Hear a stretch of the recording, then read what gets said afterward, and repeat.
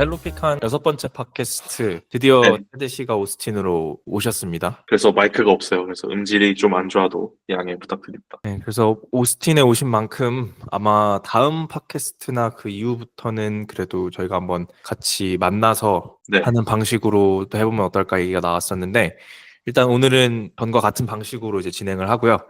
그리고 저희가 이제 또 피드백을 많이 받았어서 한번 오늘부터 포맷 자체를 조금 더 한 주제를 가지고 좀 더 깊게 다뤄보는 시간을 가질 거고, 그리고 이제 기본적으로 저희가 어쨌든 뭐 정치나 경제 이런 다양한 뉴스들을 그래도 매번 전해 왔으니까 이런 것들을 간단하게 이제 초반에 뭐 지난 2주간 있었던 좀 네. 알고 계셔야 할 어떤 그 소식들을 전달해 드리고 바로 좀 다른 핫 토픽으로 넘어가기 할 건데요. 어떤 피드백이 있었죠?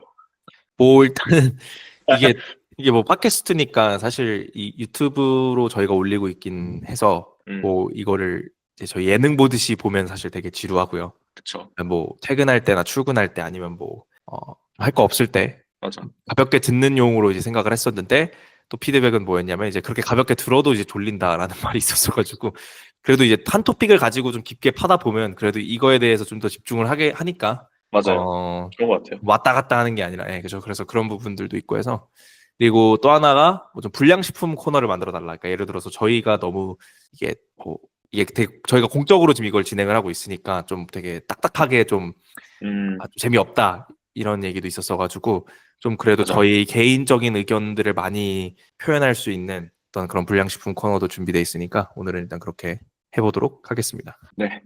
일단 지난 2주간 되게 시끄러웠죠. 정말 뉴스가 많은데 사실 5개 정도 크게 가져왔거든요. 그래서 뭐 일단 제일 큰 거는 일단 한국에서 계엄 사태가 있었고 대통령께서 담화까지 이제 2차 담화죠. 계엄령 하시기 전과 그리고 하시고 나서 또 한 번 하셨는데 지금 3차까지 했죠. 네, 어제. 네. 그래서 저 뭐 논란이 지금 되게 많은 상황이고 오히려 그 당내 분열도 지금 오히려 이 담화로 인해서 맞아요. 생기는 것 같더라고요. 악화된 것 같아요. 네, 저도 이거를 제가 오스틴 가는 새벽 비행기 탔었거든요. 근데 그때가 한국 시간으로 딱 11시 반 그때쯤이었는데 아니 그냥 비행기 타기 전에 뉴스 보고 있는데 갑자기 막 계엄령 그런 게 뜨는 거여서 뭐지? 했는데 진짜 약간 보고도 안 믿겼어요. 계엄령이 그쵸. 한국에 있다는 게. 왜냐면 저희 아빠도 한국에 계시는데 몰랐거든요. 그때 시간에 뭐 뉴스 보는 국민도 별로 없고 잘 그러니까 시간이니까. 시간이니까. 네. 진짜 깜짝 놀랐던 기억이 있어요. 네. 2024년. 그래서 뭐 어쨌든 환율 자체도 원래 좋진 않았는데 지금 보시면 환율이 네. 1,430원. 그러니까 오늘 기준으로 맞아요. 정말 많이 오른 상황이고. 네, 이게 뭐 특히 안 좋은 게 뭐 이제 유학 오신 분들은 이제 한국에 있는 본가라고 해야 되나? 그 가족분들이 이제 경제적으로 서포트 해주는 경우가 많은데 아무래도 이렇게 높아지면은 부담이 좀 될 수밖에 없긴 하죠. 네. 빨리 좀 완화가 됐으면 하는 바람이고 그리고 이제 뭐 두 번째 큰 소식으로는 이번에 그 유나이티드 헬스케어라는 미국의 큰 보험회사죠. 네, 엄청 크죠. 네, 거의 메가톤급 회사인데 여기 CEO가 뉴욕 거리를 활보하다가 총에 암살을 맞았어요. 총살 당했는데 심지어 그 총도 그 그냥 그러니까 뭐라 하죠 그거를 그 소음기 네, 단총으로 소음기관 총으로. 계획적인 살인이었다고 네. 있었는데 이게 사실 범인이 특정되기 전에는 이게 누가 막 사주한 거 아니냐 막 이런 식으로 뭐 얘기가 나왔었는데 뭐 자세히 들여다보니 그런 건 아니었다고 하죠. 그러니까 그 네. 뭐 아직 이유가 어떻게 된 거였죠? 뭐 아직 다 밝혀지지 않았는데 그 저기 사진 밑에 있는 꽤 젊은 사람이에요. 젊은 사람이 이제 자기 가족들도 이제 보험에 대한 안 좋은 그런 사례들도 있고 자기 본인도 이제 허리가 아파하는데 뭐 커버가 안 됐다 뭐 그런 식으로 이제 앙금이 쌓여서 계획한 범죄라고 보는 게 이제 지금 정론인데 뭐 근데 솔직히 말해서 악독하기로 유명해요. 그 미국 보험회사들은 이제 최대한 커버 안 해주려고 하는 게 아무래도 뭐 회사 그런 입장에서 봤을 네, 때는 이미지가 깔렸기 때문에 솔직히 말해서 분위기를 봤을 때 오히려 반기는 쪽도 많았던 걸로 기억해요. 네. 일반적인 국민들 입장에서 이거는 뭐 민주당, 공화당 안 가리고 약간 유니버셜하게 보험회사들은 이미지가 공공의 적이니까 여기는. 안 좋으니까 네, 네. 네, 그렇습니다. 그 되게 큰 사건이었었고, 그다음에 이제 세 번째로 큰 뉴스는 제 일론 머스크가 드디어. 오늘부로 드디어 이제 첫 게 이제 영어로 400 billion dollar net worth, 이게 이제 한국 돈으로 지금 환산하면 600조 원이더라고요. 와, 600조를 달성한 첫 인물이 됐습니다. 자산을. 개인적으로. 와, 이게, 그렇죠. 600조면은 이거 야, 진짜 정말 뭐 정치가 어쨌든 뭐 이 승부수가 통했다고 봐야죠. 그럼요. 트럼프에 네, 올인한 승부수가 통했다고 봐야 되고, 지금도 되게 승승장구하고 있고 정말 대단한 것 같습니다. 맞습니다. 왜냐면 이제 올해 초반까지만 해도 음, 초중반까지만 해도 테슬라가 이제 거품도 많이 꺼졌고 이제 차도 많이 안 팔리고 여러 가지 실적도 그렇게 좋진 않았거든요. 그래서 결국 테슬라 이제 한물 갔다 했는데 이제 이거 하나로 그냥 지금 다시 엄청 올라가고 있어요. 원상복귀 그 이상의 것을 또 해냈기 때문에 어, 정말 대단한 것 같습니다. 네, 그렇지만 지난주만 해도 한 5%? 10%? 야, 이게 마치 코로나 때를 보게 만드는, 대단한 것 같습니다, 진짜. 진짜. 그리고 마지막 소식, 뭐 마지막이라기보다는 이제 저희 여기 미국의 큰 이제 슈퍼마켓 체인이라고 이제 음, 크로거, 그다음에 알버트슨이라는 회사가 있는데, 이제 알버튼 같은 경우는 뭐 규모가 미국 5위라고 해요. 그 네, 슈퍼마켓 중에서는. 그리고 크로거는 10위인데, 요 두 회사가 M&A 음, 진행하려다가 이번에 또 막혔다고 합니다. 이번 M&A가 성사되지 않았고, 그쵸. 무려 25 billion 달러, 거의 한 뭐 35조 원 정도 음, 되는 M&A 건이었는데 역시나 어, 실행이 되지 않았고, 음, 또 뭐 이게 사실 지금 현 정부에서 계속 어쨌든 이루어졌던 거잖아요. 그 FTC, 그러니까 그쵸. Federal 네, Trade Commission이라고 한국으로 따지면 뭐 이게 연방 뭐 공정거래위원회 뭐 약간 이런 네, 것 네, 네. 같은데, 거기 이제 수장인 리나 칸, 음, 이분이 항상 고수하던 어떤 그 빅텍이나 큰 회사들이 이런 M&A를 진행하는 것들을 좀 부정적으로 바라보는 것들이 그쵸. 있었어가지고 이게 아직까지도 좀 이어지는 추세인 것 같습니다. 뭐 트럼프 정권이 들어서면 이게 뭐 이 기조가 바뀔 거다 이런 식으로 얘기를 하고 있긴 한데, 뭐, 가봐야지 알죠? 네. 네. 그래서 이런 뉴스가 있었고, 이제 마지막으로 어제 또 이제 CPI 발표가 됐고요. 11월 CPI가 나왔는데 이제 2.7%, 그러니까 지난달 대비 뭐 조금 오르긴 했는데 뭐 나쁘지가 않아요. 네, 나쁘지 나쁘지 않게 않은데, 예측이랑 뭐 엄청 벗어난 건 아니었던 것 같아요. 그래서 연준도 금리를 인하시키는 데는 뭐 무리 없을 거다 이런 식으로 음, 입장이 나온 것 같고, 그래도 이제 연말이다 보니까 아무래도 그뭐 특히 이제 이런 그쵸. 인플레이션이 이제 저희 같은 중산층에 다가오는 건 사실 그런 음식값 뭐 이런 것들이잖아요. 맞아요. 음식값. 에너지값 이런 것들에 좀 이번 11월에 많이 올랐다고 해요. 그래서 이제 음, 2.7% 조금 소폭 상승했다. 그 정도로 이제 지난 2주간 큰 뉴스들을 좀 맞습니다. 되짚어봤고요. 그래서 이제 오늘 좀 저희가 깊게 파헤치는 어떤 토픽이라고 해야 되나요? 네. 미국 연금. 연금. 중요하죠. 연금을 좀 파헤칠 건데, 다음 슬라이드로. 네.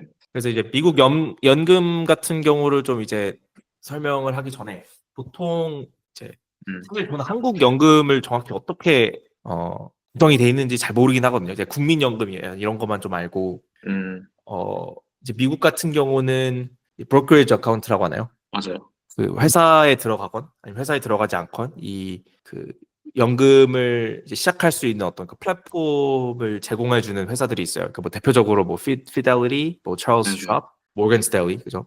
심지어 네. 로빈후드에서도 이런 걸 제공을 해주잖아요. 최근 들어서. 네네. 그래서 이제 이런 데에다가 뭐 이따 패드님께서 설명을 더 할 건데 401k, 뭐 IRA 종류들이 다양한데, 일단 이 연금에 대해서 좀 더 들어가기 전에 이제 제가 얘기를 하고 싶었던 게, 어쨌든 이 미국 주식과 매우 밀접한 관련이 있잖아요. 그쵸. 이 미국 연금이라는 게. 그래서 미국 주식이 망하면 안 되는 이유를 좀 시작을 해서 연금을 들어가야지 이게 좀 더 와닿지 않을까 해서 이제 사실 준비를 하였어요. 이게 밀접한 연관이 있기 때문에. 그쵸. 그래서 일단 미국 주식이 망하면 안 되는 이유를 제가 좀 정리를 해서 음, 간단하게 설명을 드리면, 뭐 테드께서도 좀 덧붙여도 될 것 같은데, 일단은 네네. 첫 번째가 그 세계적으로 봤을 때 시가총액 상위 10위 이내 대부분의 기업이 다 미국 기업인 점. 맞죠. 맞죠. 그러니까 규모가 장난 아니라는 얘기고, 그만큼 두 번째 이유가 해외 투자자들이 몰리는 거죠. 해외 투자자들의 자금이 미국 주식시장으로 정말 많이 몰려있기 때문에 음, 그게 두 번째 이유가 될 거고, 또 앞서 이 두 가지 이유 때문에 전 세계적으로 좀 똑똑하고 또 능력 있는 음, 인재들이 미국으로 몰릴 수밖에 없다. 그러니까 뭐 막말로 저희가 한국에서 태어나서 성공하고 음, 싶어서 뭐 중국으로 유학 가는 경우가 매우 드물잖아요. 그러니까 예를 들어서 그게 안 그렇죠. 좋다라는 게 아니라 보통 네네. 우리가 유학을 가야 된다. 뭐 어딜 가서 성공을 하고 싶다 하면은 보통 미국을 생각을 하니까 음, 그게 또 이유가 될 수 있겠고 그 다음에 이제 가장 큰 거, 이 미국이라는 나라가 기축통화 보유국이잖아요. 그렇죠. 그래서 이 기축통화라는 게 결국엔 영어로는 이게 키 커런시거든요. 그래서 아, 그래요? 네, 이거 되게 직관적이죠. 그러니까 뭔가 기축통화하면 한자를 배워야 돼서 기축 정확히 무슨 말이지 할 수 있는데 영어로는 음, 키 음, 음, 커런시, 음, 그러니까 말 그대로 뭐 국제적으로 나라끼리 결제를 하거나 뭐 금융 거래가 이루어지면 그걸 다 달러로 음, 하고 있기 때문에 그러니까 결국에는 말 그대로 세계의 돈이라고 보시면 돼요. 세계에서 쓰는 돈 하면 달러. 맞죠.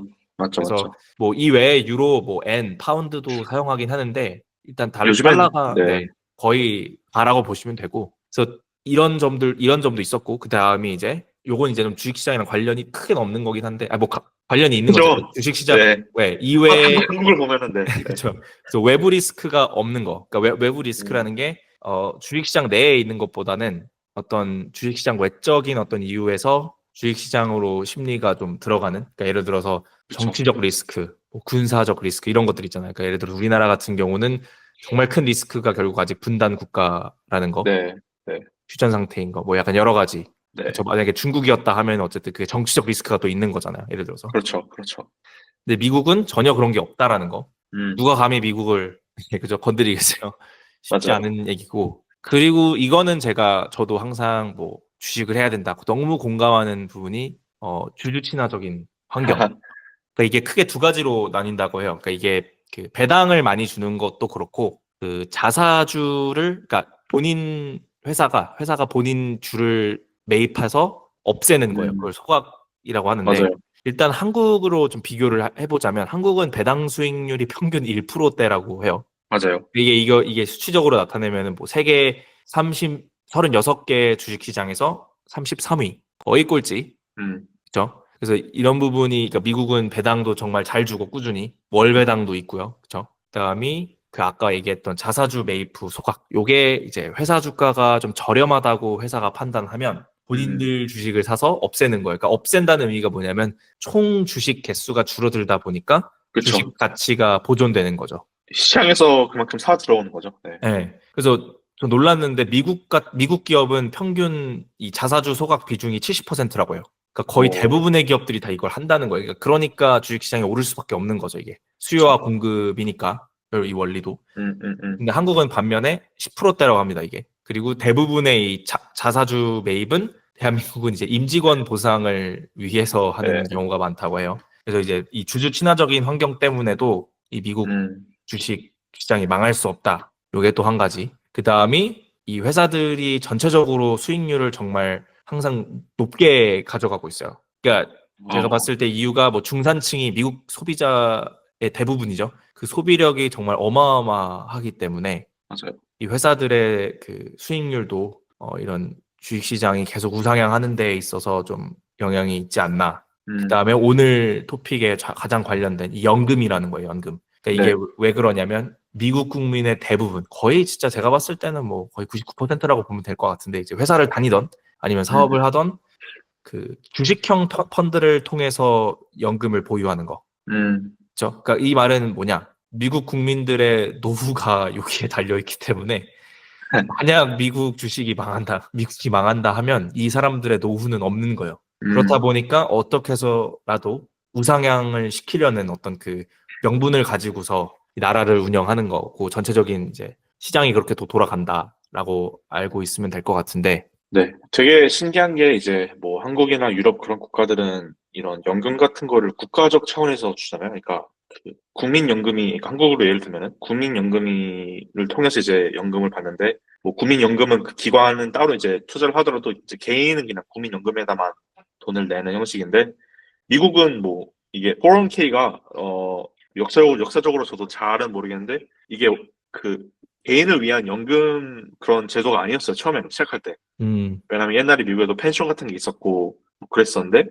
이 401k라는 제도가 이제 약간 개인 연금 이런 비슷하게 되면서 이제 거의 굳어진 케이스인데 401k는 솔직히 국가기관이라기보다 뭐 그 앞서서 그 앤드류가 말한 것처럼 그 뭐 피델리티나 뭐 밴가드, 모건 스탠리 그런 이제 브로커리지 기업들 통해서 이제 하는 거거든요. 이게 그쵸. 되게 뭐 전 세계적으로 봐도 되게 신기한 구조라고 할 수 있어요. 음. 되게 사기업 쪽에 되게 많이 맡기는 구조라. 그 우리가 흔히 알고 있는 게 이제 펜션인 거죠. 한국도 연금을 펜션 느낌으로 펜션이죠. 받는 네, 거니까. 펜션 느낌을 받죠. 네, 그쵸, 그쵸. 물론 이제 한국도 그 개인 그 은퇴 투자 뭐 그런 계정이 없는 건 아니에요. 다 있는데 음. 아무래도 그 제일 큰 연금 부분은 국가적으로 주는 그런 케이스다 보니까 미국은 그런 게 없죠. 네, 그러니까 끽해봐야 소셜 세큐리티 뭐 그 메디케이드 네, 이쪽으로 받는 네, 펜션이겠네. 그쵸, 그쵸. 근데 뭐 미국 중산층 이상 대부분들은 뭐 그런 것들은 별로 큰 영향은 없고, 네,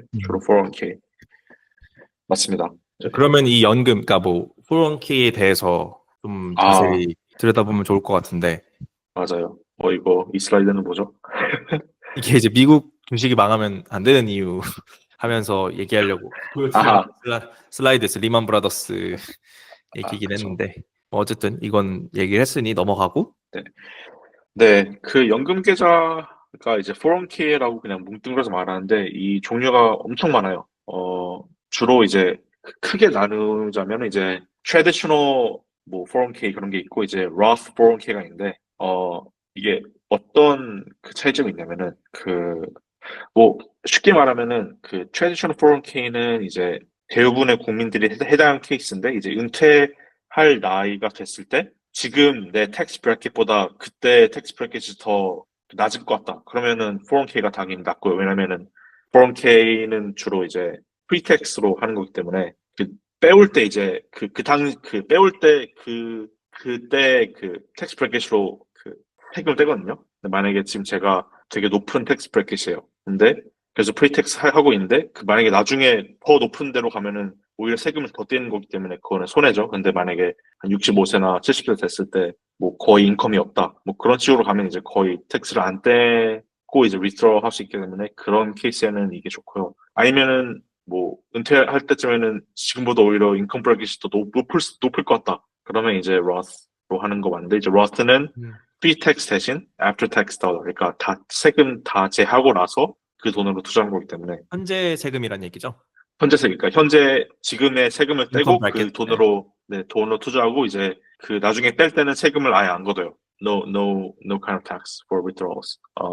그게 음. 이제 로스하고 딱 보면 그러니까 로스하고 트레디셔널 그 차이고 그렇고 이제 그 트레디셔널도 이제 여러 가지 계좌가 아니고 여러 가지 제도들이 있는데 이제 제일 유명한 게 트레디셔널 401k 이게 보통 미국 기업에 취직하시면은 어, 이제 이 방법으로 이제 연금에 투자할 수 있는데, 아까 말한 것처럼 프리텍스, 그러니까 세전 그 연봉에서 좀 제한 다음에 그 돈으로 어떤 기관에 넣는 거예요. 이 기관은 뭐 네. 회사에 따라서 다르죠. 네.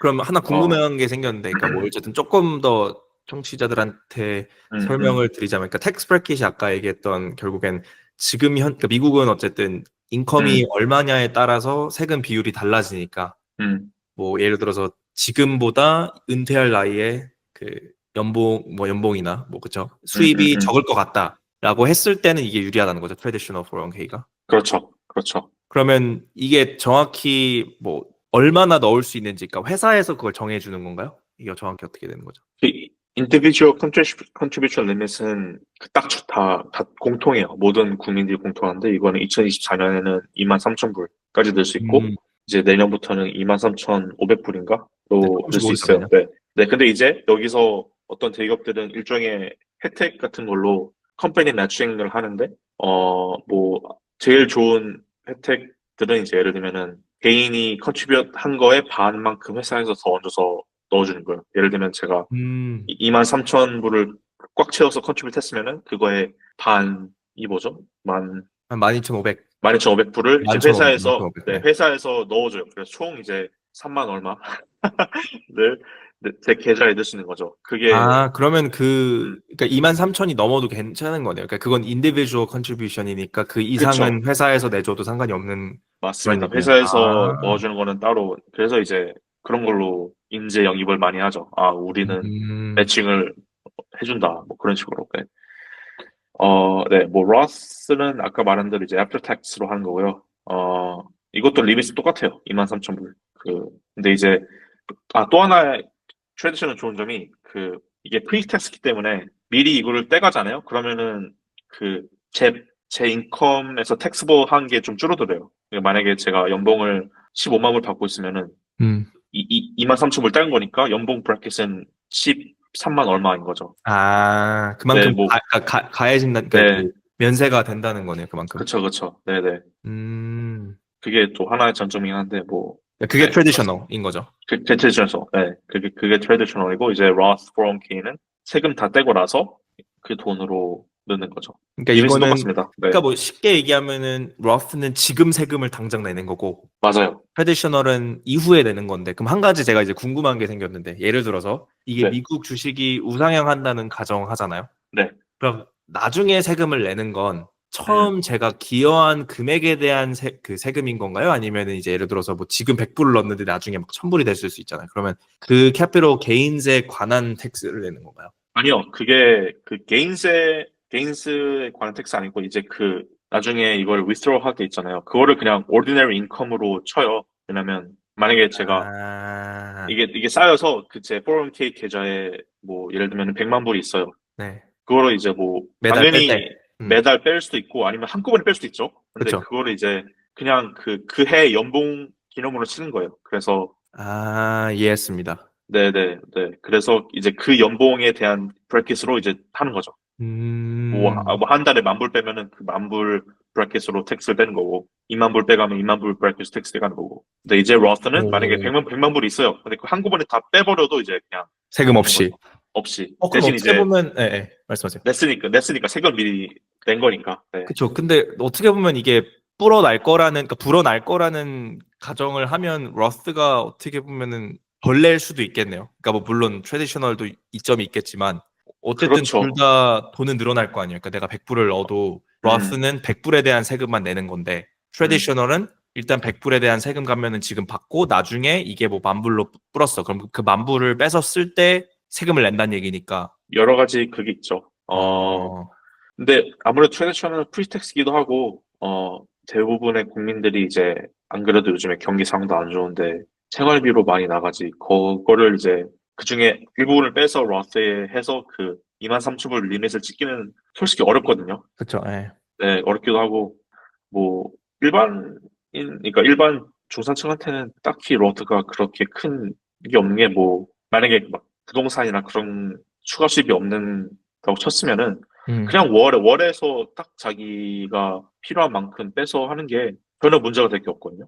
음. 택시 패키지 그렇게 막 높은 것도 아니어서. 뭐 예를 들면 65세일 때 그때쯤에는 만약에 상식기라보다 그냥 예를 들어서 뭐 이미 집이 있고 몰개지가 거의 다 페이아웃 됐고 진짜 생활비만 필요하면은 막말로 뭐 월에 1,000, 2천만 빼서 쓸 수도 있잖아요. 그렇죠? 그쵸. 그러면 거의 텍스가 없단 말이에요. 그것도 음, 로 인컴이니까. 그렇죠? 그러니까 뭐 그런 식인데 이제 만약에 진짜 뭐 빌딩도 있고 여러 가지 인베스트먼트 프로퍼티도 막 돌려고 있어 나중에 65세가 됐을 때 그런 인컴들이 너무 많이 쌓여 있어요. 그러면 이제 트레디셔널 4K는 엄청난 네, 그, 그 텍스를 받을 수 있다는 거죠. 네, 뭐 음, 그래도 손해는 아니긴 한데 근데 그거를 네, 잘 선택해서 하는 것도 나쁘지 않습니다. 이게 뭐 처음에 트레디셔널 4K 넣었다고 해서 쭉 그걸만 해야 되는 것도 아니고 중간에 롤오버 내가 가능하잖아요.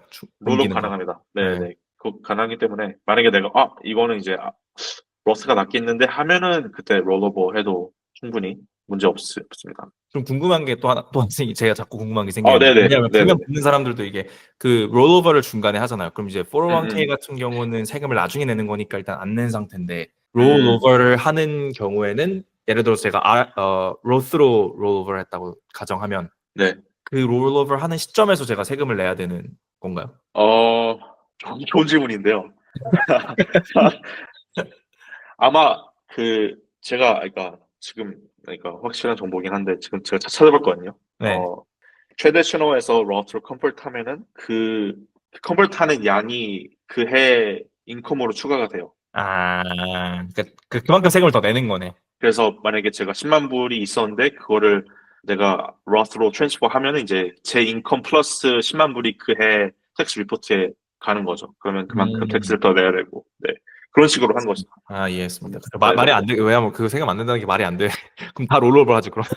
그쵸. 말이 안 네. 돼. 알겠습니다. 그럼 401k는 일단, 그죠. 직장을 다니시는, 음, 음, 40시간 일하시는 분들, 9 to 5를 하시는 분들한테 보통 해당이 되는 거겠고, 그렇지 음. 않은 경우, 그러니까 예를 들어서 그냥 학생인데 알바를 한다. 그죠? 네. 그러면 이제 사업을 한다라고 했을 때는 뭐가 있죠? IRA라고 Individual Retirement Account이죠. 개인 연금 계정. 네. 그런데 이것도 뭐 Traditional IRA가 있고 Roth IRA가 있어요. 똑같은 개념이에요. Traditional IRA는 이제 pre-tax로 낼 수 있는 음, 그런 계정이고 이제 Roth는 after tax. 이거 똑같이 Traditional도 나중에 빼면은 이제 그때 세금 브래켓으로 세금 넣고 이제 음, Roth는 no tax on withdrawal. 근데 이거 Roth IRA는 제가 알기로 그 인컴 리밋이 있어요. 그러니까 하이 맞아요. 인컴들은 Roth 못 넣을 거예요. 제가 알기로. 이게 그렇다고 들었습니다. 네, 정확히 얼마나, 그러니까 그 리밋이 어떤지 모르겠는데, 아마 하이 인컴이면 로스는 못 넣고 그냥 트레디셔널에 넣어야 되는 걸로 알고 텍스 있어요. 브래킷에 따라서 다르겠네요. 네, 그래서 이제 여기서 얘기할 게 그 메가 백도어이라고 있는데, 이게 범법은 아니에요. 실제로 많이, 그러니까 약간 하이 인컴들이, 나는 23,000불보다 더 많이 넣고 싶은데 방법이 없을까 하다가 이제 방법이 이거든요. 그러면 이제 그 23,000불을 일단은 채워요. 그 음, 프리텍스 달러로. 음. 그다음에 그 이후로는 그 애프터 텍스로 401k에 더 넣을 수 있어요. 그 프리텍스 말고. 애프터 텍스라는 게 이제 세금을 더 내는 거죠. 지금 현재. 그쵸. 그러니까 그 23,000불까지는 그 프리텍스로 꽉 채운 다음에 그 트레디셔널 401k 어카운트에 제 그 애프터 텍스 돈으로 더 넣을 수 있단 말이에요. 그 401k 계정에. 그렇죠. 이제 그걸 다 넣은 다음에 그거를 이제 로스로 싹 다 옮겨버려요. 바로 그러면은 옮길 수 있는 건가, 그게? 제가 알기로 네 거의 그래요. 그 바로 옮길 수 있는 걸 알고 있어요. 음, 그래서 그러면은 이제 23,000불 더하기 뭐 potentially up to 46,000, 46,000불 정도. 그러니까 총 합치면은 거의 7만 불 정도를 1년에 그 인텍 예제에 넣을 수 있거든요. 그럼 이게 46,000불이라는 게 어떻게 보면 캡인가? 그러니까 그게 최대치로 넣을 수 있는 금액인 근데 건가요? 그 이상은 아무리 돈이 많아도 넣을 수가 없어요. 네. 음, potentially 46, 그러니까 7만 불을 그러니까 7만 불을 애초에 세이브 한다고 자체가 엄청난 하이 인컴 그쵸. 그 이긴 한데 뭐 theoretically 7만 불까지 1년에 낼 수 있다. 음, 근데 이게 아시면은 그러니까 이게 컴파운드 인트레스트를 약간 개념을 아시면은 초기 투자가 되게 중요하다고 하잖아요. 맞죠. 그러니까 10년 전에 100불이 지금의 만불보다 뭐 1000불보다 낫다는 뭐 당연한 얘기인데 이거를 매년 7만 불을 넣으면은 진짜 나중에 젊을수록 후회하실 공격적으로 하는 경우 이게 진짜 그쵸. 네. 컴파운드 인트레스트에 그쵸. 네, 아무튼 이런 방법들도 있고 되게 복잡하긴 해요. 이게 일부러 복잡하게 만든 건지 모르겠는데 저도 처음에 입사했을 때 전혀 몰랐거든요. 이런 트레디셔널 401k 이게 뭐지?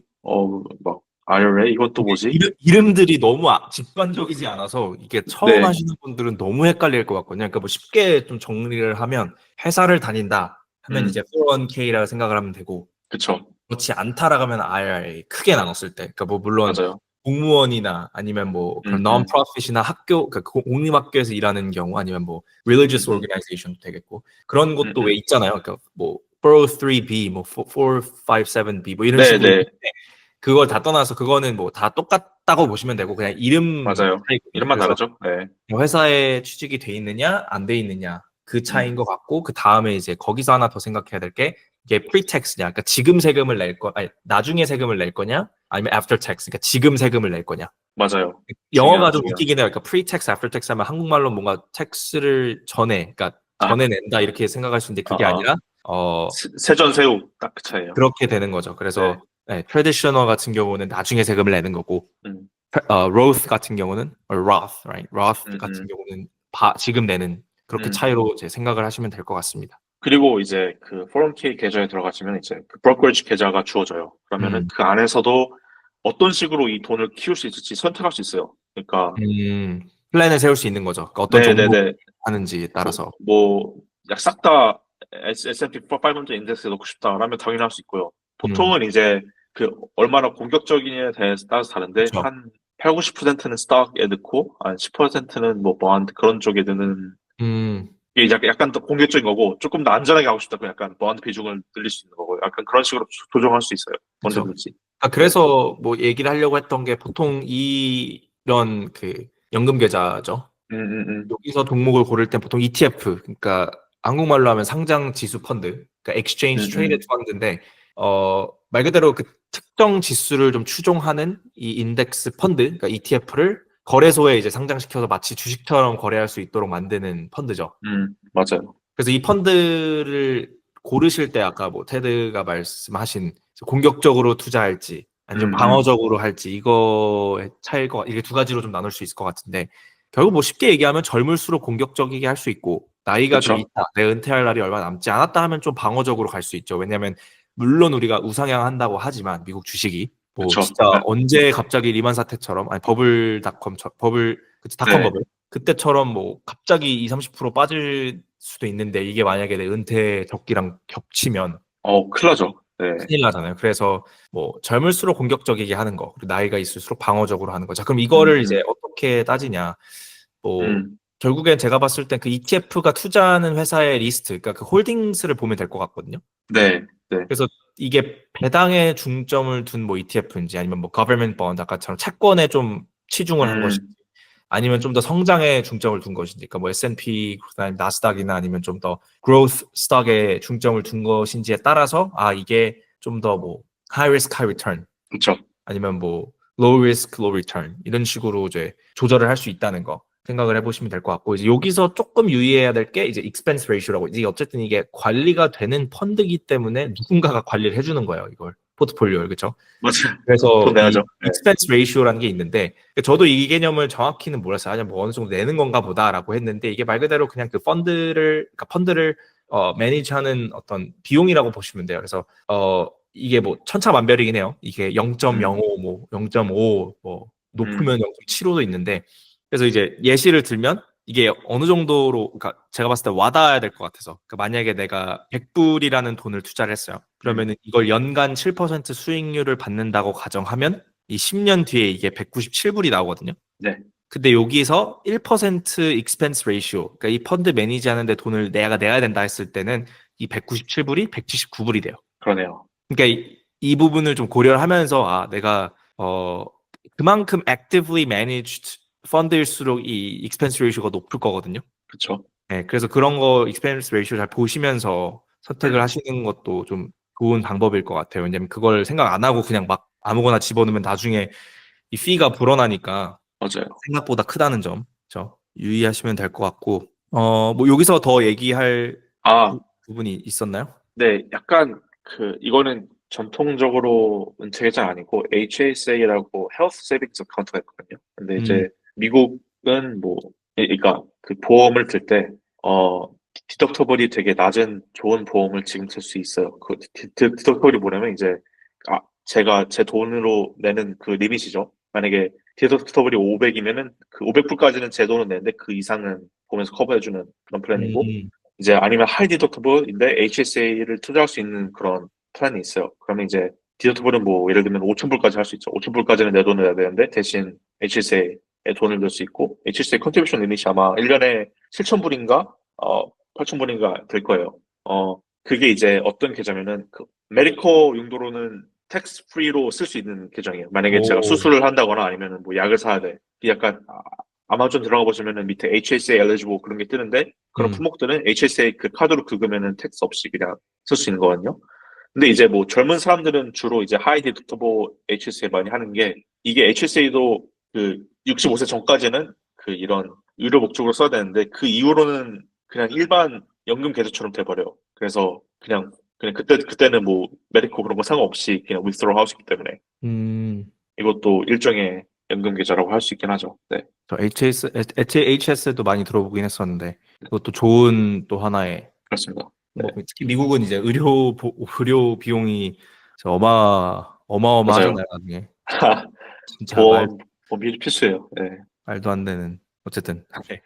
그래서 이 부분도 있고 그리고 이제 뭐 더 얘기를 해보자면 어쨌든 이제 정권이 바뀌니까 그러면 어쨌든 주식시장이랑도 이게 연관이 있지 아무래도 이 연금 계좌가 결국 주식이기 때문에 네, 그래서 이게 트럼프 정권이 들어서면 이 좀 트럼프의 정책이 어떤 식으로 좀 영향을 미칠지 좀 얘기를 해보고 싶었었는데 이제 결국 트럼프가 좀 주로 미는 어떤 아젠다라고 하나요? 그게 결국엔 감세, 그러니까 corporate tax와 마찬가지로 전체적인 어떤 그 세금을 줄인다. 그거 음, 하나랑 그다음 관세를 올릴 것이다. 네. 중국이랑 맞다이 뜨는 건데 이게 결국엔 그러니까 국내적으로는 규제가 완화되니까 결국엔 회사들의 투자가 좀 더 활발해질 거고 뭔가 수익성으로 이게 이어지지 않을 것이냐라는 얘기가 있어요. 그러니까 뭐 M&A 같은 경우도 좀 활발해지면 결국 IPO도 더 많아질 테고 그쵸. 그렇죠? 그렇게 되면 결국 단기적으로 봤을 땐 주식시장이 활발해질 수밖에 없다는 거. 그렇죠? 근데 그게 맞죠. 지금 현재 나타나고 있는 것 같거든요. 음, 음, 근데 이게 또 뭐 반대로 얘기하면 뭐 예를 들어서 관세가 단점이 음. 이제 어쨌든 인플레이션이 이제 잡히지 않는다라고 했을 때는 뭐 연준이 이제 금리 인하를 멈추고 뭐 좀 극단적으로 봤을 때 오히려 역행하는 날엔 이 주식시장도 또 사그라들 수도 있다는 거. 그리고 또 한 가지 뭐 트럼프의 좀 unpredictability라고 하나요? 그러니까 예측 불가능한 어떤 그 맞아요. 행동이 뭐 아니면 도의 결과를 또 초래할 수 있다. 진짜. 또 있기 네. 때문에 뭐 여러 가지 좀 그렇죠. 이런 부분들을 고려하면 좋을 것 같고 어쨌든 관세가 꼭 어떻게 보면 달러 강세를 유지하겠다 약간 이런 그 정책이잖아요 이게. 그렇죠. 네. 네. 그렇다 보니까 실제로도 지금 어쨌든 단기적으로는 지금 주식 시장이 매우 활발해졌고 음, 이거 때문에 이제 국채를 다 지금 사람들이 팔고 있는 상황이라고 보면 음. 돼요. 그래서 뭐 사실 이 연금을 곧 받으시는 분이 아니라면 사실 이거를 너무 신경 쓰실 필요는 없을 것 같아요. 그냥 좀 그쵸. 장기적으로 보는 거니까 그냥 진짜 ETF 하나 잘 골라서 주식 하나 잘 음, 골라서 꾸준히 내가 뭐 10년, 20년 투자를 할 거다라는 음. 믿음을 가지고 하는 게 그러니까 실제로 워렌 버핏이 얘기했나요? 그러니까 그 어쨌든 월스트리트에서 날고 기는 어떤 펀드 매니저들이 아, 왜 S&P 수익률을 대부분 못 깬다고 해요. 그러니까 못 넘어선다고 해요. 그막 12%, 10% 이걸 못 넘어선다고 해요. 그러니까 그쵸. 근데 이제 올해 그냥 투자한 사람들은 그걸 넘을 수 있는 확률이 훨씬 높다고 해요. 음, 그러니까 주식시장에 오래 있으면 있을수록 그러니까 단타로 한다, 뭐 단기적인 거 걱정하자 이런 느낌보다는 지금 당장 은퇴할 게 아니라면 좀 음. 길게 보고 꾸준히 사 모은다. 적립식으로 투자를 하겠다. 이 믿음만 가지고서 하시면 분명히 그렇습니다. 되게 좋은 결과가 있을 것 같습니다. 장기적으로 봐야 돼요, 장기적으로. 네. 이게 앞으로 은퇴, 만약에 지금 20대, 30대 분들이라면, 뭐, 아직까지 3, 40년은 더 해야 되는 시장이기 때문에, 네. 장기적으로 미국의 그, 어떻게 말하면은, 지금까지의 역사를 보고, 아, 넣으면은 올라가겠구나, 라는 생각을 가지고, 음. 꾸준하게 넣으시는 게 제일 꾸준하게 넣는 게 되게 중요한 것 같아요. 네. 그렇죠. 네. 그래서 뭐 우상향 할 거라는 믿음이 있기 때문에 그렇죠. 예. 뭐 미국 주식시장이 망하면 그 세계가 위험한 거 아닌가라는 생각이 이제 또 이미 그때는 딴 데 투자해도 상관없어요. 이미 그때는 별 의미가 없기 때문에. 네. 예, 생각을 하고 그래서 뭐 오늘은 연금에 대해서 좀 네. 자세히 깊게 들어갔었는데 이거에 대한 좀 어느 정도 도움이 됐으면 좋겠네요. 이게 저희도 처음에 이걸 어쨌든 대학에서 이런 걸 안 가르쳐 주니까 문제가 모르죠. 진짜 그냥 몰랐어요, 네, 저도. 네. 막 취직하고 취업하고 이런 거 돈 어떻게 세이브하지 이런 걸 알아보면서 그제서야 알게 되니까 음, 듣는 분들 중에 대학생이 있다. 그럼 진짜 제발 미리 공부하시고 진짜 네, 초반에 1, 2년 더 먼저 투자하는 게 얼마나 큰지를 아셔야 돼요. 진짜. 10% 20% 이득이에요. 아, 정말, 정말 중요해요. 네. 진짜 조그만 돈이라도 미리미리 만들어서 투자하는 게, 스노우볼이 굴러갑니다, 그게. 정말 중요할 것 같고 그래서 뭐 연금 얘기는 여기까지 하고 이제 마지막으로 이제 불량식품 코너. 아, 네, 그렇죠. 말이 불량식품이긴 한데 그러니까 이거는 그냥 저희 개인사와 좀 더 관련된 이야기이지 않을까 해서 맞아요. 가져와 봤는데 이제 뭐 사진에 보이는 게 이제 지금 저희가 살고 있는 그 텍사스에 있는 오스틴이라는 도시의 음, 사진인데 이게 뭐 이 도시에 대해서 좀뭐 프로모션도 좀 하고 그다음에 뭐 그렇죠. 단점도 한번 얘기를 해보고 그렇죠. 저희들의 개인적인 의견이 듬뿍 들어간 시간일 것 같은데 뭐 일단 좋은 것부터 좀 얘기를 하죠. 그러니까 이 오스틴이라는 도시가 도대체 뭐 얼마나 뉴스에도 나오잖아요. 이게 좀 살기 좋은 도시로 또 선정이 됐다. 음, 아니면 또 안 좋게 얘기하면은 뭐 캘리포니아, 그러니까 텍사스의 캘리포니아다. 뭐 이런 얘기도 많이 나오는데. 안 좋은 건가요? 그러니까 뭐 이제 안 좋다라는 게 이제 경제적으로 이제 텍사스가 저렴한데 아, 그렇죠. 전체적으로 이 그렇죠. 도시는 되게 비싸니까 모든 게.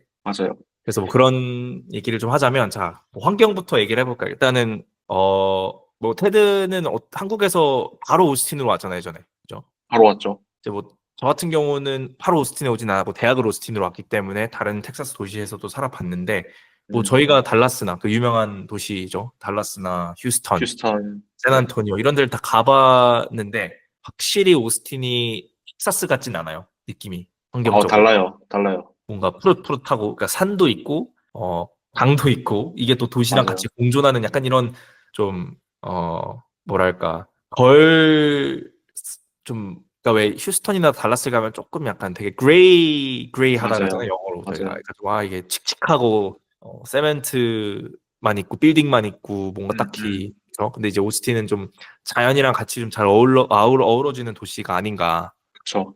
싶긴 하고 뭐 그리고 이제 얘기했던 아까 뭐 아, 리버럴 시티라고 하죠 우리가 얘기하는 텍스 그러니까 네. 도시는 항상 그러니까 대체적으로 이런 인구 밀집 지역은 대체적으로 민주당 쪽이긴 한데, 아무래도 텍사스가 되게 강경 공화당 주잖아요. 어떻게 보면. 그렇죠 아주 강력하죠 그래서, 네네. 그래서 이제 그러니까 레드 스테이트인데 그 안에 있는 이런 도시들은 이제 약간 블루 성향이 나타난단 말이에요.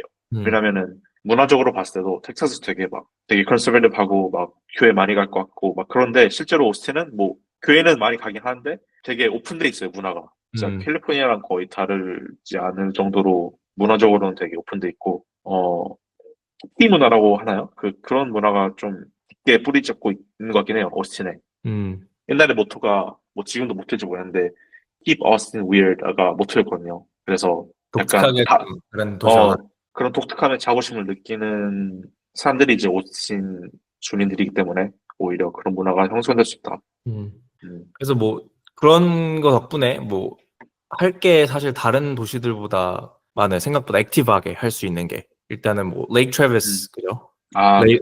레이디버드 레이크 이런 식으로 네. 뭐 카누 아니면은 뭐 이걸 뭐라 그러지? 카누 말고 이게 패러보딩 패러보딩, 네, 야, 그거도 있고 그냥 뭐 레이크 같은 데서 그 이렇게 배 큰 빌려서 요트 살 수도 하나 있고, 예. 빌려서 그냥 친구들끼리 파티하고 놀 것도 많죠. 그리고 이제 일단 파크 그러니까 그 공원들이 생각보다 많아서 곳곳에 그러니까 왜 뉴욕 그린벨트가, 네, 은근 네, 많아서 그린벨트가 많아서 거의, 네. 뉴욕처럼 왜 도시가 딱 있는데 그 중간중간에 이제 공원이 있는 것처럼 오스틴도 이제 그 공원들이 상당히 많고 음, 그리고 이제 뭐 이 활동을 떠나서 액티브 잡 마켓 그러니까 그 이 회사들도 정말 많이 들어와 있어서 네.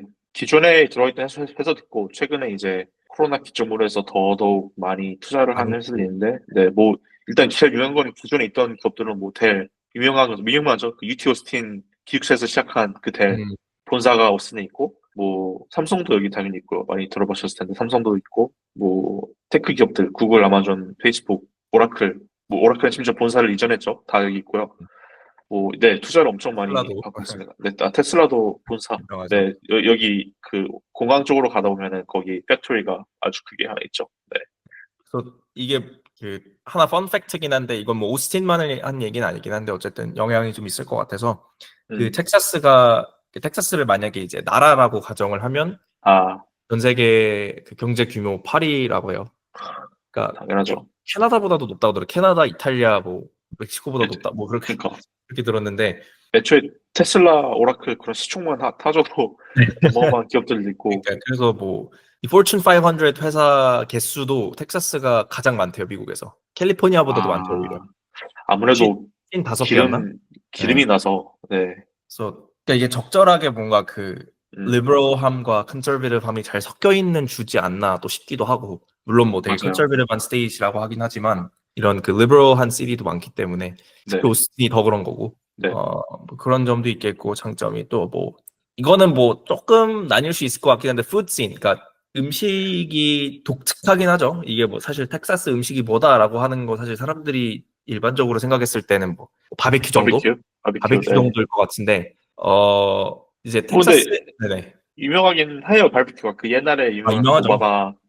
오바마 대통령이 그 줄 서서 먹었던 그 테리스인가요? 테리스 바비큐? 프랭클린 바베큐 예. 아, 프랭클린 바비큐. 네, 거기도 오스틴이 본점이고요. 네. 이 영화에도 나오는데 그 아메리칸 셰프였나? 거기서도 맞아요. 네, 오스틴 들려서 그 배워가죠. 예, 그 브레스켓 하는 거 봐.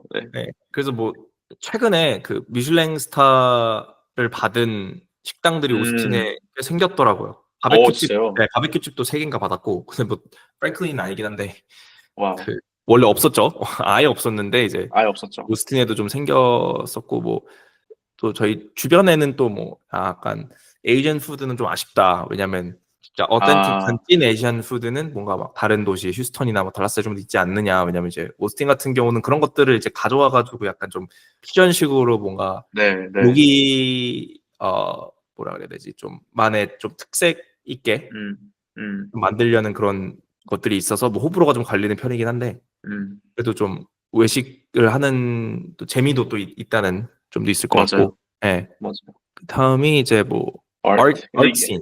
그 유명한 뭐 사우스 바이 사우스 웨스트 어슨에서 매년 하는 거죠. 음, 수련사도 커처 있고, 문화 축제. 그쵸. 네, ACL 그런 것도 있고, 뭐 되게 소규모적인 그런 공연도 많이 있어요, 어슨에. 심지어 알아보면은. 네, 그래서 사우스 바이 사우스 웨스트가 이제 전 세계적인 거죠. 이건 뭐 거의 모든 그거는 전 세계적이죠. 스타트업과 큰 기업들이 와서 네, 약간 그것도 어떻게 보면 있고 네트워킹 이벤트라고 볼 수 있고 유명한 가수들, 가수들도 와서 아티스트들 하고. 초대하고 ACL도 마찬가지죠. 맞아요. 그 ACL도 트위터도 론칭을 사우스 바이 사우스 웨스트에서 했어요. 네. 네, 네, 그런 식으로. 네, 옛날부터 오스틴은 음악으로 유명했죠. 네, 실제로도 공항에서 내리면은 아주 큰 기타 동상이 있고요. 되게 음. 하나의 아이덴티티로 가져가는 것 같아요. 뭐, 그렇기 때문에, UT 오스틴 학교, 저희가 졸업한 학교죠. 뭐, 미국 전체적으로 봤을 때도 되게 좋은 퍼블릭 스쿨이라는 인지도가 있고, 객관적으로 봤을 때, 음. 특히나 그, 이제, 보통 미국 대학은 그 과가 더 중요하다고 하는데, 뭐, 비즈니스나 공대나 아니면 특히 페트롤리엄 엔지니어링, 이런 음. 거는 전 세계적으로 탑이라고 부를 수 있는 게 UTOC이기 때문에, 실제로도 한국 분들이 이제 뭐 학사가 아니고 석사나 박사 과정으로 많이 오기도 하시고요. 그래서 그쪽으로 많이 오시죠. 예. 되게 나름 좋은 대학교가 아주 위치해 있다. 도시 한복판에.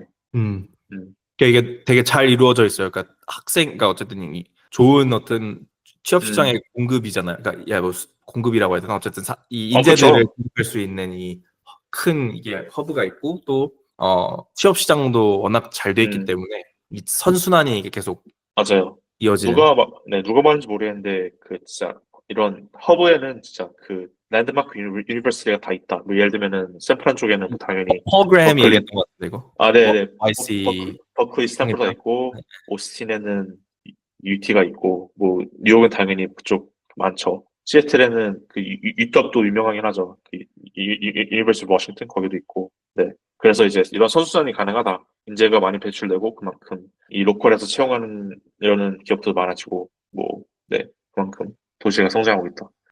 뭐 어, 개인적인 또 생각이긴 한데 네. 이렇게 달라스에 제가 이제 또 한번 자주 가면 종종 가는 음, 경우가 있는데 뭐 어디 이동하려고 하면 40분이거든요 차로. 네. 근데 이제 오스틴은 뭐 20분 정도만 잡아도 충분히 되는 것 같거든요.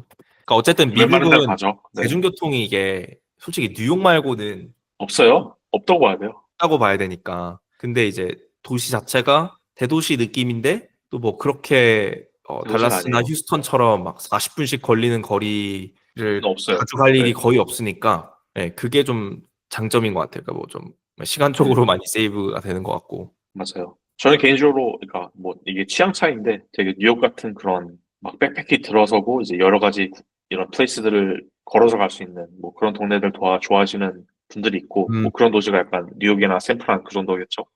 저는 개인적으로 약간 이렇게 약간 urban sprawl 이런 걸 좋아하는 것 같아요. 음, suburban area가 좀 있는 게 아무래도 뭐 이제 차 타고 다니는 거 익숙해졌고, 좀 다채로운 도시라고 할 수 네, 있겠네요. 장점을 보면. 다채롭긴 하죠. 네, 그럼 단점도 명확하긴 한데 일단 단점은 뭐 이건 뭐 사실 오스틴만이 아니라 텍사스의 단점이라고 볼 수 있는데 날씨 날씨.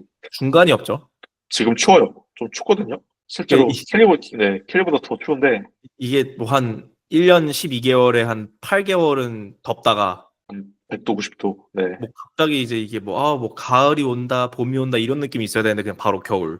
바로 겨울. 진짜. 지금 더 이렇게 된 것 같아서 어 왜냐면 이제 한여름에는 진짜 100도 넘게도 올라가고 진짜 너무 더워지면 110도. 그러니까 이게 한국 섭씨로 따지면 42, 40도 43도. 그러니까 네. 이게 장난 아닌 거죠, 사실. 진짜. 그래서 네, 뭐 단점이긴 한데 오히려 저는 이렇게 봤을 때 그 만약에 아웃도어 액티비티 좋아하시면 이런 막 물놀이 같은 거 음. 그만은 이제 1년 중에 8개월은 물놀이 할 수 있다라는 말로도 들리게 하거든요. 따지면. 그렇죠. 근데 뭐 아무래도 이제 막 110도 그렇게 올라가면은 바깥 액티비티는 맞아. 힘들긴 해요. 진짜 더워서. 근데 뭐 미국 사람들은 이거 좋아하는 것 같은데 그 한국 사람들은 약간 그 왜 피부에 민감하니까 아하, 좀 안 좋아하는 그렇죠. 사람도 많이 있긴 하더라고요. 이게 타니까. 저도 지금 저 피부가 약간 그 선크림을 아무리 발라도 이 주근깨가 나더라고요, 이게. 어쩔 수 없어요, 이게. 너무 세서 실내에만 있지 않은 이상. 네. 그렇죠. 날씨가 단점이라고 볼 수 있겠고 뭐 다른 거 하나는 일단 생활비가 다른 음, 도시들에 비해서 그러니까 텍사스 기준으로 다른 도시들에 비해서 좀 높은 편이라고 볼 수 있을 것 같긴 한데 이제 이게 그쵸. 아무래도 뭐 최근에 코로나 이후로 계속 뭐 캘리포니아에서도 이제 그 많은 회사들이 이제 텍사스로 옮기면서 그 직원들도 음, 옮기고 좀 음, 하이 페잉 그쵸. 인포이들이 많이들 많이 이제 왔죠. 왜 왔기 때문에 이주를 했고 그 오스틴이 제가 알기로는 그 막 억만장자 수가 텍사스에서 가장 많은 걸로 알고 있어요. 그러니까 뭐 달라스랑 음, 비등비등한데 음, 그만큼 이제 경제적으로 부유한 사람들이 많기 때문에 뭐 당연히 cost of living 생활비도 오를 거고 그리고 이제 뭐 예를 들어서 학교가 워낙 다운타운 중심가 쪽에 있기 때문에 그 학생 음. 보통 우리가 생각했을 때 학생 뭐 예를 들어서 학식이다 아니면 네. 학생들을 위한 아파트다 하면은 저렴해야 되는데 아, 안 저렴해요. 여긴 반대예요. 여긴 더 비싸요. 그러니까 학생 하려면 더 비싸고 맞아요. 제가 또 아, 직접 부동산 쪽이랑 또 관련이 있다 보니까 음, 음. 이 렌트 비용이 전혀 낮아지지 않습니다. 네, 계속 올라가고 있고 특히 학교 주변은 학교 주변은, 네. 학생들한테 많은 부담이 되고 솔직히 학생들한테 부담이 되겠어. 학생들 부모님들한테 부담이 되는 거지. 그래서 그렇죠. 네. 그 커스트 오브 리빙이 뭐 생각보다 만만치 않다. 얘기할 수 있겠고. 그렇죠. 예전에, 그러니까 한 5, 7년 전만 하더라도, 그래도 미국 내에서 약간 가성비 좋은 도시로 되게 했었는데, 매력적인 예, 지금은 한 뭐, 굳이 비교하자면 시애틀이나 볼더 정도로 올라오지 음, 않았나. 네. 그렇죠. 그리고 뭐 빼놓을 수 없는 아, 교통 이제 뭐 버스가 서브웨이 없어요. 이거 트랜짓이라고 버스가 있긴 한데, 있긴 한데 타면, 음, 타는 사람들이 좀 없기도 하고요. 뭐, 그나마 학생들이 이제 그 학교 주변에서 좀 이래저래 다닐 때 타긴 하는데, 그래도 무료로 탈 수 있으니까 학생들은 네, 뭐, 다운타운 쪽 넘어서는 뭐 거의 안 간다고 안, 보시면 되죠. 예. 안 간다고 보고, 그 지하철 당연히 없고요. 네. 하나 있잖아요. 그 지하철 아니고 전동차처럼 그 왜 아, 네. 고속 그 열차 네, 맞아요. 하나 있긴 한데 이제 공항으로 가는 걸로 알고 있거든요. 근데 이제 이거를 좀 더 그 먼 서버브까지도 익스텐드 한다는 그 이거는 플랜이 그 나오긴 했는데 예. 잘하면 되게 좋을 것 같긴 한데, 은근 깨끗하고 좋아요. 이 전철은. 근데 이게 아직 역들이 많이 없어서, 사람이, 근데 수요가 많이 없으니까 아직. 네, 수요가 없으니까. 네. 그게 뭐 그래서 무조건 미국에서는 1인 1차 하셔야 된다는 거. 뉴욕 아니라면 음, 뉴욕 제외하고는 뭐 거의 다 1인 1차 해야 될 것 같고 음. 다음이 이제 하나 이게 우리나라에도 있는 컨셉이긴 한가요? 그뭐 미국에 되게 많은데 아, 있을 거예요. 제가 알기로. 젠트리피케이션이라고 이제 뭐, 네. 뭐 쉽게 설명을 하면 어떻게 보면 될까? 이제 원래 이 동네가 뭐 저렴한 동네, 그러니까 저소득층이 살고 있는 동네를 뭐 재개발을 해서 결국 이 사람들은 여기서 살 수 있는 걸 감당 못해서 이제 쫓겨나거나 다른 곳으로 물러나고 그 동네 자체를 되게 맞아요. 막 명품 매장들이 들어서거나 음, 저 아니면 좀 실제로, 네, 실제로 뭐, 제가 고등학교 다닐 때만 해도 이스트 어스틴 쪽은 약간 가지 말라고 했거든요. 약간 개발도 음, 좀 덜 돼 있고, 아직 치안이 그렇게 좋지 않다고 했었는데, 요즘에는 뭐, 뮬러나 봤을 때도 완전 이스트 어스틴, 재개발이 다 됐기 네, 때문에 완전 다 재개발되기 때문에, 지금은 너무 살기 좋아요. 어, 아이러니한데 이게 지금 단점으로 넣어놓고 좋다고 그러니까, 그죠? 그러니까 뭐 이게, 양면의 검인 것 같아, 이게. 네, 거기 살고 있는 사람들한테는 정말 좋은 정책은, 그러니까 좋은 현상은 아니지만, 아니죠. 예, 뭐 도시 자체로 봤을 땐 이게 뭐 또 어떤 사람들이 봤을 때는 이거 정리가 되는 거 아니냐 뭐 이렇게 볼 수도 있긴 한데 음, 뭐 장단점이 다 있다고 보시면 되죠. 이게 뭐 꼭 좋은 것만 아니니까 어쨌든 같이 다 사람 사는 건데. 그래서 뭐 그런 부분도 있겠고 그다음에 이제 뭐 이건 뭐 어느 대도시나 있는 문제인 것 같은데 음, 교통 체증이 좀 심각하다라는 거. 근데 이제 이유가 뭐 보통 달라스, 뭐 LA, 휴스턴 이런 곳들은 인구가 워낙 많잖아요. 그쵸. 인구가 워낙 많고 사실 도로를 진짜 최대한으로 지어도 교통 체증이 어쩔 수 생길 없어요. 수밖에 네, 없는 건데 오스틴은 막 그 정도까지는 인구가 있진 않은데 그냥 이용할 수 있는 어떤 도로가 한정적이어서 이 글로 다 네. 거길로 다 막 모인다고 해야 되나? 제일 큰 하이웨이도 기껏해야 막 3레인 정도밖에 그게 안 되기 때문에 네. 심지어 약간 확장하려고 공사하려고 막 닫잖아요, 밤에는. 그래서 이게 악순환, 악순환이에요, 이게. 음. 너무 막히기 때문에 이거는 좀 개선할 필요점이 있다. 그러니까 네. 뭐 그래도 뭐 약간 바이어스 된게 저는 오스틴이 좋습니다. 제가 살아본 도시가 뭐 몇 안 되긴 하는데 그 중에서는 오스틴이 제일 제 취향에 맞는 것 같고 그러니까 집 뭐 같은 네, 저희가 뭐 예를 들어서 뭐 젊으니까 뭐 뉴욕이나 샌프란이나 뭐 이런 데 가서 이렇게 좀 도전하고 싶다. 막 되게 좋은데 예를 들어서 저희가 만약에 거기 갔으면은 예를 들어서 거기서 뭐 부동산 투자를 한다. 그러니까요. 그 꿈도 꾸지 못한 어떤 일인 거잖아요. 근데 오스틴은 뭐 여러 가지가 다 가능한 네, 곳이어서 약간 멀리 보고 싶어. 약간 당장은 뉴욕이나 샌프란이 재밌을 수 있겠죠. 왜냐면 젊고 할 것도 많고 한데 길게 봐야 되죠. 길게 봤을 때 뭐 경제적으로도 매출을 끌어내는 도시가 아직까지는 오스틴이 가능하지 않나. 그러니까 네, 그래서 뭐 오늘 불량식품 코너는 원래는 이제 불량식품은 좀 더 자극적인 거 가져와서 저희가 뭐 또 까고 막 이렇게 좀 하고 막말로 그죠? 그런 것도 있긴 한데 오늘은 그래도 좀 소프트하게 그렇죠. 오스틴이라는 도시에 대해서 좀 알아봤고 좀 더 그래도 나름 텐션을 업하려고 하긴 했는데 이 저희가 아, 뭐 네, 여러 가지 콘텐츠를 추진하고 있어요. 그러니까 저희가 뭐 한국에서 있는 지인이나 아니면 다른 음, 음, 좀 저희와 다른 관점을 가지실 수 있는 분을 또 초대해서 같이 얘기를 나눠본다든지 좀 다양하게 최대한 피드백 많이 수용해서 네, 좀 올바른 방향성으로 좀 재밌는 방향성으로 쭉 갈 테니까 그렇습니다. 많이 좀 들어주세요. 그냥 차에서 그냥 틀면 되잖아요. 이거 뭐 얼마나 얼마나 지루하다고요. 그냥 차에서 퇴근하시면서 출근하시면서 좀 가볍게 들으시면 좋을 것 같습니다. 맞습니다. 네. 그래서 이제 오늘 6번째 에피소드는 제가 네, 목감기가 와가지고 목이 지금 가라앉고 있긴 한데 이제 맞춰야 될 것 같아요. 그래서 6번째 에피소드는 여기서 마무리하고 마치겠습니다. 네, 다다음 네, 주에 또 새로운 토픽으로 찾아뵙도록 하겠습니다. 알겠습니다. 수고하셨습니다. 네.